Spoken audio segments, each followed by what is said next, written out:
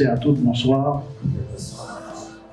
Je tiens à remercier chacun de vous d'avoir fait le déplacement pour honorer cette activité, cet événement qui a été en planification depuis des mois. Donc je suis tout ému et très reconnaissant de votre présence.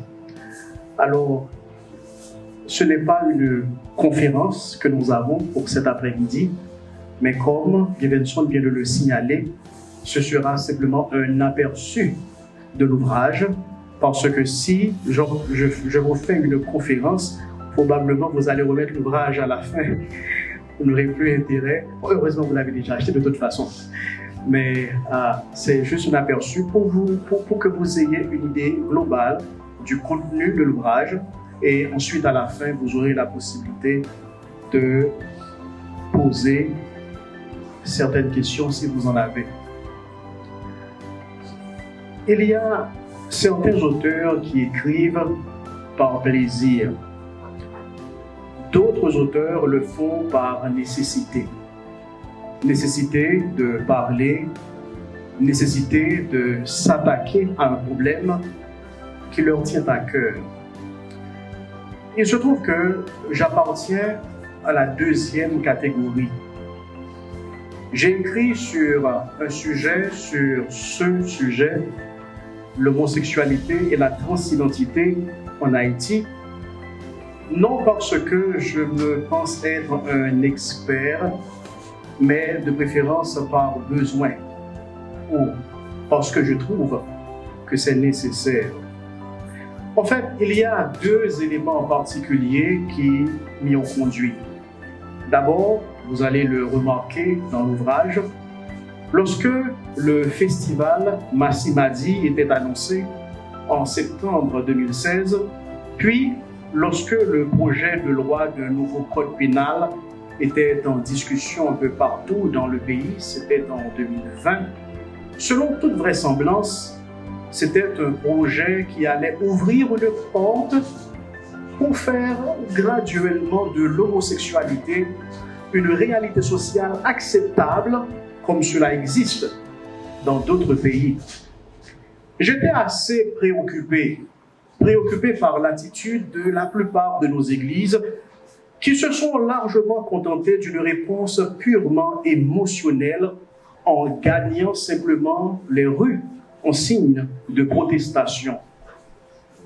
Ceci n'est pas en soi fondamentalement mauvais, mais le moment réclamait, à mon avis, surtout une réponse articulée pour l'Église de donner les raisons de décourager un modèle de société où l'homosexualité a pignon sur rue, sans pour autant cesser de respecter les personnes appartenant à cette communauté. Je pourrais mentionner une troisième raison, c'est qu'aujourd'hui, la communauté LGBT s'appuie sur un ensemble de recherches pour supporter leur mode de vie. Et malheureusement, beaucoup de jeunes chrétiens, pour tenter de comprendre ces phénomènes, l'homosexualité, la transidentité ou le transgenre, se tournent vers des conférences organisées par ces personnes ou les suivent tout bonnement sur les réseaux sociaux. Et dans cette tentative de compréhension, ils en ressortent confus et remettent en question certains enseignements de la Bible sur la sexualité. Dans mes conférences, j'entends de jeunes écoliers, des universitaires, qui sont confrontés aux homosexuels dans leur école et se sentent désarmés devant leurs arguments ou devant leurs souffrances. Ils se demandent que faut-il faire, que faut-il dire ou que faut-il penser de cela. Mon étonnement va encore plus loin lorsque je constate qu'alors que l'homosexualité est de plus en plus en vogue en Haïti, il n'y a, à ma connaissance, quasiment rien écrit sur le sujet dans le contexte haïtien ou dans une perspective biblique. C'est alors ou c'est en partant de l'observation de ces besoins, de ces nécessités, que cet ouvrage que vous tenez entre les mains a vu le jour. Je crois que c'est le rôle de l'Église d'enseigner tout le conseil de Dieu, toute la parole de Dieu, tout ce que les Saintes Écritures enseignent, en interprétant chaque livre et chaque passage soigneusement dans leur contexte, inévitablement. Mais c'est aussi le rôle de l'Église d'adresser les problèmes ponctuels de sa génération, de dire, d'expliquer, d'argumenter la position de la Bible sur les défis de l'heure en se servant de toutes les ressources fiables disponibles pour rendre la vérité saisissante et indéniable. Aujourd'hui, la société remet en question la famille, le mariage et l'exclusivité de l'union homme-femme dans le mariage. Les chrétiens et les leaders doivent être au premier front pour donner leur raison de croire différemment, leur raison de soutenir le point de vue biblique et de défendre leur position avec bienveillance et intelligence. On doit être diligent parce que le mal ne prend jamais de congé.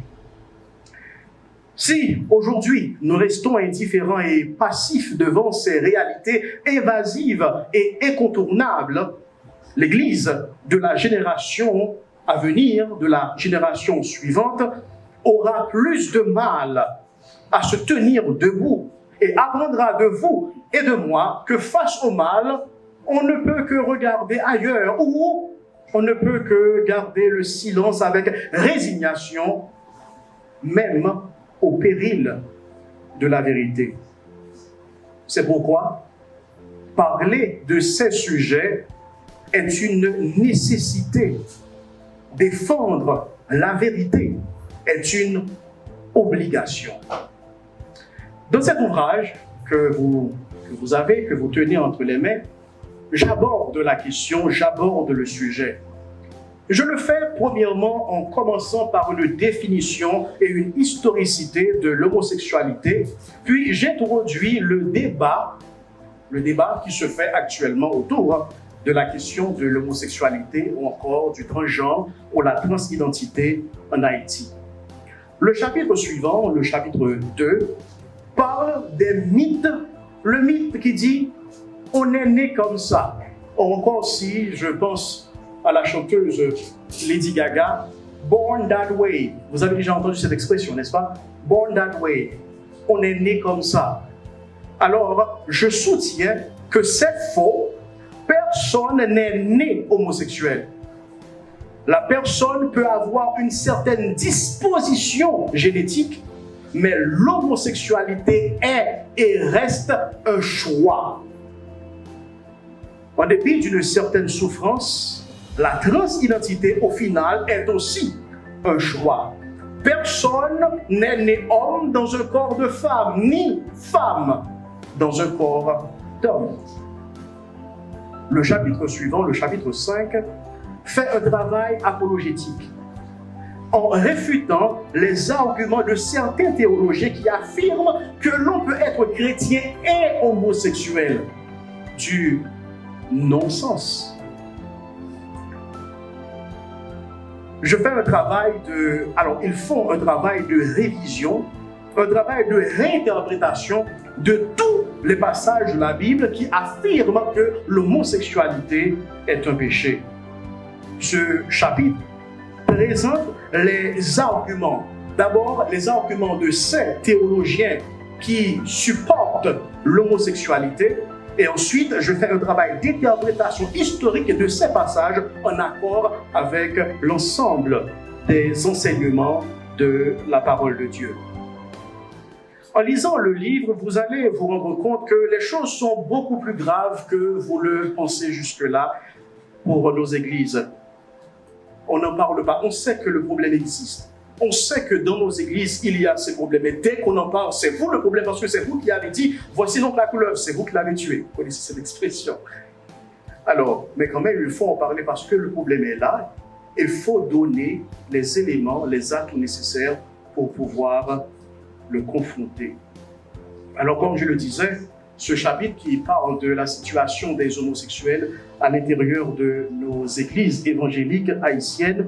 Ceci n'a pas pour but d'offenser, mais de préférence, c'est pour inviter les églises à ne pas ignorer la réalité de la présence des homosexuels dans leurs rangs, qui sont souvent non déclarés, mais plutôt non de les chasser, mais de les confronter avec la parole de Dieu. Et ensuite, le chapitre 10 nous parle de la façon dont les églises haïtiennes peuvent atteindre les homosexuels pour Christ en les respectant comme personnes, en les appelant à la repentance et à suivre le Seigneur Jésus-Christ de tout leur cœur, qui seul est capable de les transformer. Et enfin, le chapitre final, le chapitre 11, c'est un chapitre qui est adressé aux parents, à nos chers parents haïtiens, pour les aider à savoir comment réagir s'ils viennent à découvrir l'homosexualité ou un problème de transidentité chez leurs enfants. Comme vous le voyez, c'est un petit ouvrage.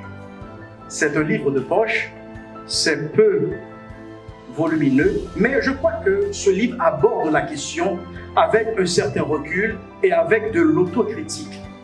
Et mon espoir, c'est que ce travail, ce livre que vous avez entre les mains, que cela pourra servir les leaders, les parents, les jeunes universitaires chrétiens notamment, à avoir un outil, un guide pour orienter leurs réflexions sur ces sujets.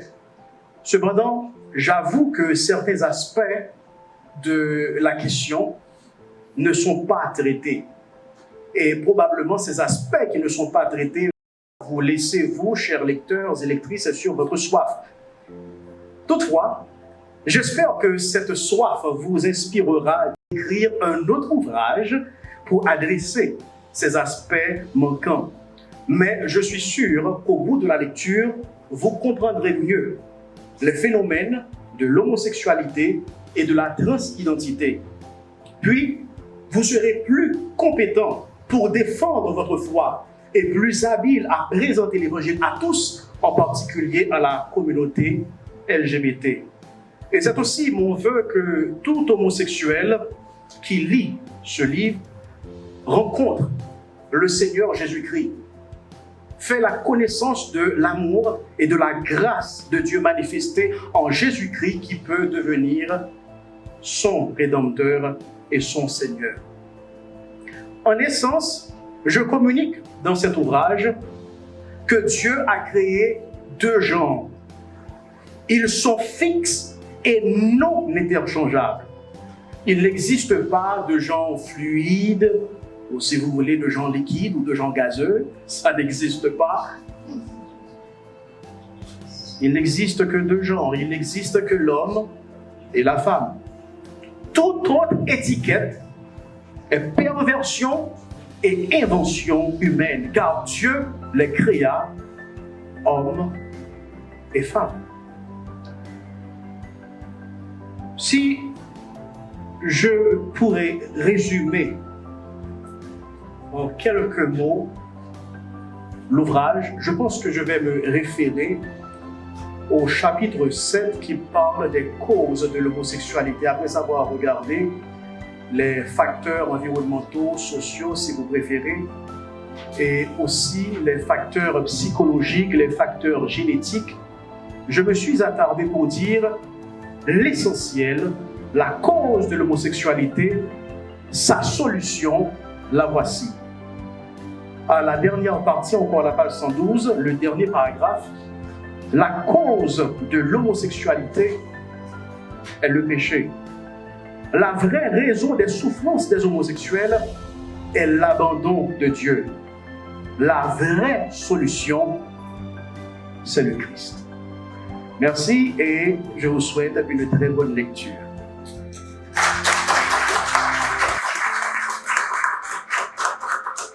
J'imagine une jeune fille qui rencontre quelqu'un et cette personne lui dit « Je menais une vie d'homosexuel ». Comment cette jeune fille doit répondre à cette question?